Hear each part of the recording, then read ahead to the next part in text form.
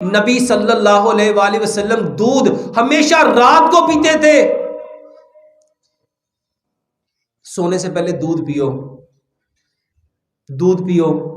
और मेरे मोहतरम भाइयों, उसमें मैं आपको अपना तजर्बा बता देता हूं। उसमें आधी चम्मच हल्दी डालो, आधी चम्मच उसमें दालचीनी डालो, आधी चम्मच उसमें सौंफ डालो, 2 सब्ज इलायचियां, 2 लौंग डालो। इतना पकाओ मिट्टी की हांडी में कि 1 गिलास दूध पौना रह जाए।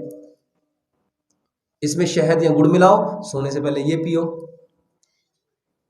और एक चीज मैं अपने जाती तजर्बे से आपको बताता हूं मेरे मोहतरम भाइयों, ये 300 बीमारियों का इलाज है। और मैं नहीं कहता, इसके बारे में गूगल पे जाके सर्च करो, आप हैरान रह जाओगे। और ये चीज अल्हम्दुलिल्लाह पाकिस्तान में हर इलाके में पाई जाती है, पहाड़ों को छोड़ के। वो है सुहांजना, वो है सुहांजना। देखो हमारे यहां उसके कभी सुहांजने की मूलियों का अचार पड़ता था कि नहीं पड़ता था? मेरे मोहतरम भाइयों, सुहांजना के पत्ते, इसको खुश करके पाउडर बनाओ, इसका नाम है मोरिंगा।